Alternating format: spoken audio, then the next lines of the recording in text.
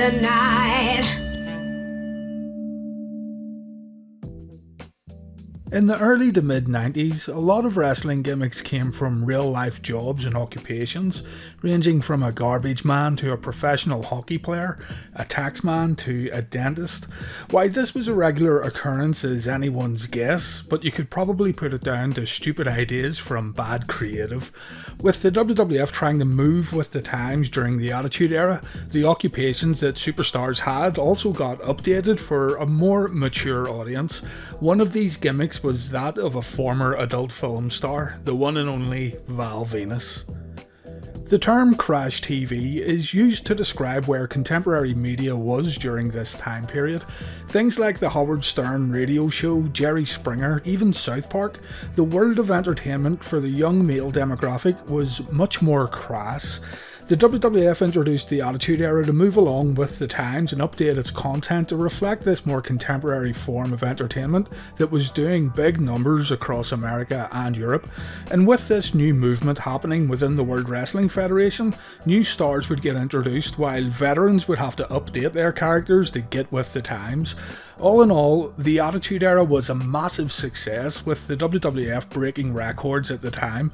It was a time period that actually generated new wrestling fans, a legitimate boom period in wrestling that has never been replicated in the years that followed, no matter how many new companies spring up and try to make you think otherwise.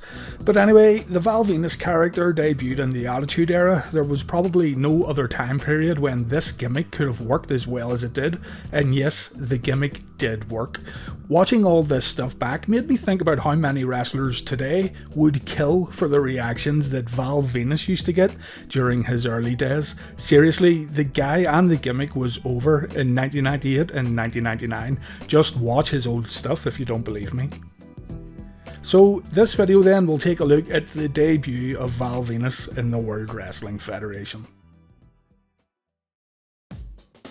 Sean Morley was a fan of wrestling growing up in Ontario, Canada. In the early 90s, Sean decided to get some wrestling training from Dewey Robertson, better known as the Missing Link, and from here, Sean began working the independents around Canada. The first match we have recorded for Morley is actually quite interesting. Working as Sean Austin, Morley teamed up with Adam Copeland to take on the Missing Link and Jason Sterling, the Missing Link's son. This wasn't Sean's first match, by the way, just the first one we have recorded here. Also, Adam Copeland, better known as Edge of course, married Sean Morley's sister in 2001 and divorced around 3 years later. But anyway, Sean would end up spending the next few years splitting his time between Puerto Rico, Mexico and Japan, working for the World Wrestling Council, CMLL and All Japan Pro Wrestling, before making his way to the WWF, signing a deal to begin his WWF career with some training at the Funking Dojo. Sean's classmates included guys like Test, Christian and Edge.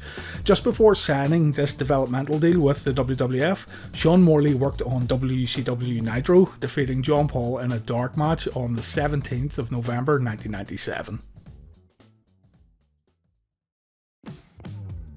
Working around Canada, Japan, Puerto Rico and Mexico made Sean Morley a well-rounded worker. He was able to adapt to different styles while gaining experience along the way. This led to Sean Morley becoming a standout during his days at Dory Funk's dojo, with Bruce Pritchard saying that Sean was the one that people would pick out to be the next big star in wrestling. Sean was ready to go after a series of WWF dark matches. His TV debut would be coming up soon, but he needed a gimmick. Vince Russo and Sean Morley drove to Titan Towers one day to meet with Vince McMahon, and apparently Sean Morley done nothing but talk about politics. Russo thought to himself that this should be his character, he should be a wrestling politician, but Russo knew nothing about politics and he knew he couldn't write for this character. The one thing Russo couldn't stop thinking though was that Morley looked like an adult film star. I'm not making this up, by the way. Check out Vince Russo's interview with Val Venis himself over on his YouTube channel. Russo said he later went to Vince with the gimmick idea along with the name Val Venis. McMahon and Russo would later call Sean Morley to pitch the Val Venis idea, and in regards to this idea, Sean Morley said, When you guys called me that day, in reference to Russo and McMahon, I remember Vince saying to me, "We have this character and we want to see if you're comfortable with it. If you're not comfortable with it, we can work on something else." He told me that the character was a film star turned wrestler.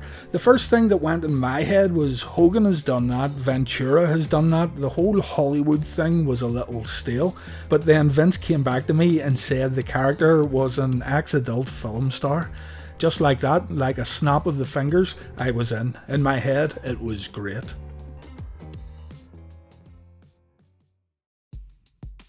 Vignettes would air on WWF TV to hype the debut of Val Venis, the first airing on the March 30th, 1998 edition of WWF Raw, the Raw after WrestleMania 14.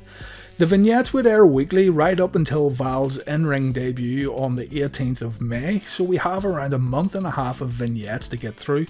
The debut vignette saw Val Venis watching his latest movie entitled Live Hard while talking about how good he is. Val said he would penetrate the World Wrestling Federation while all the ladies would squeal in delight. Wonderful. The next week, we see Val getting ready for a video shoot, saying when he enters the World Wrestling Federation, it will be a scream. The April 13th episode of Raw gave us a glimpse into Val Venis' dressing room. Val tells us he's doing some behind the scenes casting for his next movie, Lust in Space. More of the same the following week with Val Venis getting out of a shower, saying there's nothing like a hot shower after a hard day's night. Don't worry, we're getting there, a few more vignettes to go. The April 27th, 1998 Raw saw Val Venis on set of his latest movie titled The Big Valboski, and he told all us males that we have Venus envy. You know, if you were a kid here who watched wrestling with a parent, this would have been getting a little awkward. The vignette everyone remembers happened on the May 4th episode of Raw. The WWF managed to get Jenna Jameson to appear alongside Val Venis as Val recorded his latest movie titled Val Venis, Soldier of Love. This was actually a big deal. Back in the late 90s, Jenna Jameson was probably the most recognisable adult film star of all time. And by the way, have you seen any recent pictures of Jenna Jameson lately? The next vignette was just a compilation, hyping the debut the following week on Raw. Now, in saying this, I also remember a vignette with Val Venis in a bathtub, and I think it was also with Jenna Jameson, but I was unable to find this on the WWE Network. I don't know if it's been removed. The bathtub in question was actually Bruce Pritchard's bathtub. But anyway, here we are, the May 18th, 1998 edition of Raw. Val Venis is scheduled to take on Too Cold Scorpio. And the crowd actually popped when Val Venis' famous "Hello Ladies" catchphrase started off his saxophone-laced theme song.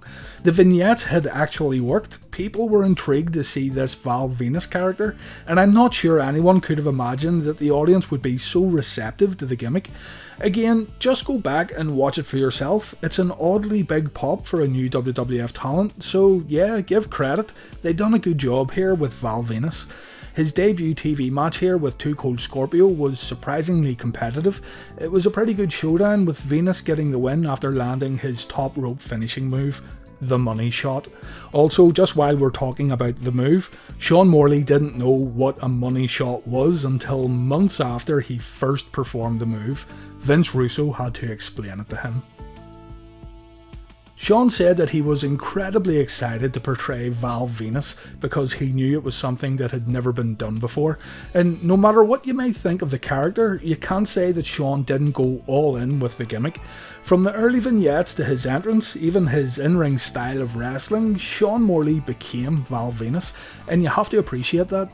The opportunity to push an envelope that has never been pushed before within wrestling is what drew Sean Morley to the Val Venis gimmick, and this is why he went all in, and again, this is why you have to give him credit.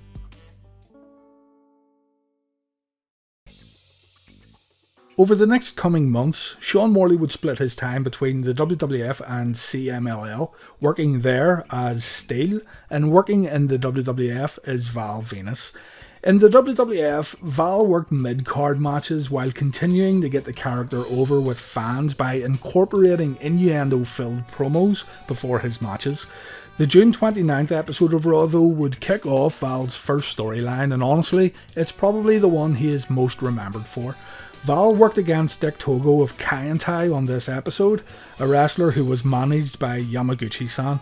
Venus noticed Mr. Yamaguchi's attractive wife sitting at ringside before the match, and after winning the showdown with the money shot, Val went to have a few words with Mrs. Yamaguchi-san.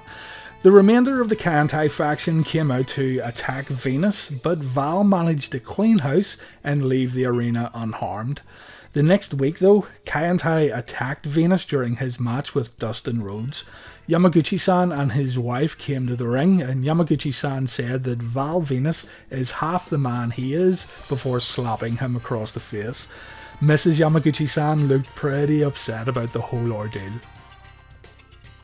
The following week then, the July 13th, 1998 episode of Raw, Val Venus came out after Kaientai's match. Val said he should never have messed with another man's wife, and he offered an apology to Yamaguchi-san. To further his apology, Val Venus offered to show Yamaguchi-san his latest movie, titled Land of the Rising Venus. And yeah, the video played in the arena, and there was Mrs. Yamaguchi in bed with the big Val Boesky. It was really silly stuff, but man, Yamaguchi-san's reactions were hilarious. He squealed like a pig, he had a tantrum on the ring mat, Kaientai had to hold him back, good stuff here. Things got a little wacky the next week though, when Yamaguchi-san wanted to teach his wife, now given the name Kyoko, a harsh lesson for going off with Val Venus behind his back. Looking back at this, the first thing I thought was that Kyoko could probably destroy Yamaguchi-san in a real fight, but anyway, Kyoko was about to crawl under Yamaguchi-san and take a paddling before Val Venus ran in to save the day. Next up was the fully loaded pay-per-view, and Val would make his WWF pay-per-view debut against Jeff Jarrett at this show. Before the match could get underway, Kaientai came to the ring, but the faction got sent to the back, but Mr. Yamaguchi-san was able to sneak past and join Jerry Lawler and Jim Ross on commentary. The match got underway with Yamaguchi-san adding some incredible commentary to the showdown. Val Venus got the win, but Mr. Yamaguchi said that he and Kaientai had a surprise for Val Venus the following night on Raw. The next night then, Val Venus was scheduled to take on Brian Christopher. Kaientai came out before the match with Yamaguchi-san holding a sword and the other members holding some big old salamis. After the Brian Christopher match, Yamaguchi-san got Val's attention when he chopped some meat in half with his sword, and then the famous line was delivered. Saw the message. Jumpy, jumpy, yo! Beep, beep! Ha ha! So we have to wait until the following week to see if Yamaguchi-san was a man of his word. Would he do the deed and choppy Val Venus's PP? The world tuned into Raw on August 3rd, 1998, Val Venus and Taka Michinoku vs Kaientai. The match ended when Taka joined the Kaientai faction, turning his back on Val Venus and allowing the faction to lay a beatdown into the big Val Boesky. Taka Michinoku even announced that Mrs. Yamaguchi was his sister. So Val was down and out, and it was time to see if Yamaguchi-san would now perform the act of choppy. Raw that evening ended with Val Venus tied up, his big Val Boesky on a table, and Yamaguchi-san bringing the sword down like he was slaying a dragon. The screen then faded to black. It looked like the deed was done. Or was it? An entire week we would have to wait, wondering if Val had really lost his big Val Boesky, wondering if Val would ever be the same again. August 10th Raw, Val Venus comes to the ring in a wheelchair. This doesn't look good. Poor Val Venus. Val was getting pushed along here by John Wayne Bobbitt, and if you don't know who this is, his wife cut off his PP in real life. So Val had a great support system here for sure. Mrs. Yamaguchi was still by Val's side, so yeah, it wasn't so bad. Jerry Lawler started the interview off by asking Val if he was still hanging in there, and I busted out laughing when Val Venus said, "Hello ladies," in an extremely somber and sad manner. Great stuff here. Val started with the jokes, saying if you live by the sword, you die by the sword, and I couldn't help but think of John Bobbitt here, standing around while all these jokes are getting thrown around when he was the one who really did lose his little soldier. It's just bizarre, and it feels like the whole thing was set up because the WWF knew Bobbitt was going to be part of the show.